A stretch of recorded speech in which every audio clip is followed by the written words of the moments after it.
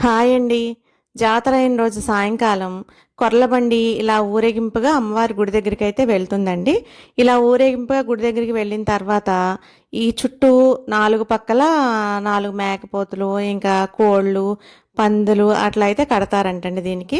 కట్టిన తర్వాత ఈ పంబలయిన్ని టైం ఉంటుంది కదా! ఆ టైంకి దానిలో కూర్చోబెట్టి లాక్కెళ్తారు.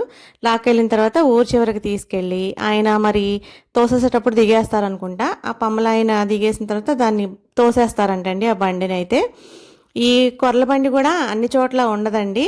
ఒక్కొక్క ఏరియాలో ఉంటుంది. ఏలూరు చుట్టుపక్కల అయితే ఈ కొర్ల బండి ఉంటుందండి. అదే మా ఊరు సైడ్ అయితే అమ్మగారు ఊరు సైడ్‌లో అయితే ఉండదండి. వాళ్ళకి బలిచాట అవ్వగానే ఇంకా జాతర పూర్తయిపోయినట్టు. మాకు బలిచాట ముందు రోజు రాత్రి అవుతుందండి. జాతర రోజు సాయంకాలం అయితే ఇట్లా కొర్లబండి ఊరేగింపుగా వెళ్ళిన తర్వాత ఇది జాతర అయిపోయినట్టు. ఈ పంబలాయన మళ్ళీ 12 సంవత్సరాలకైనా ఎప్పటికైనా జాతర స్టార్ట్ అయ్యే వరకు ఈ ఊరి పొలిమేర అయితే తొక్కకూడదంటండి.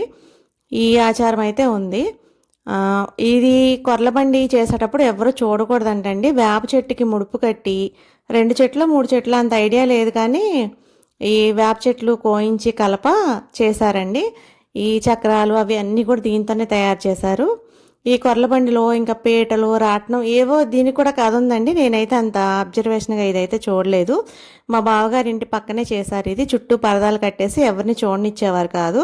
గణాచారులు మాత్రం మా పక్కకు ఊరేగింపు వచ్చినప్పుడు మాత్రం వచ్చి వెళ్ళి చూసేవాళ్ళండి. వీళ్ళ ఇంటి ముందు నుంచే వచ్చింది. ఫస్ట్ వీళ్ళు నీళ్లు వారిపోసారండి. గుమ్మడికాయ, బుడిద గుమ్మడికాయ ఇంకేవో కావాలంటే సమయానికి భలే ఇంట్లో ఉన్నాయి, అన్నీ భలే టైంకి అయితే ఇచ్చామని అయితే అన్నారు. ఇలా ఈ కొర్లబండి కార్యక్రమం చక్కగా సాగిందండి.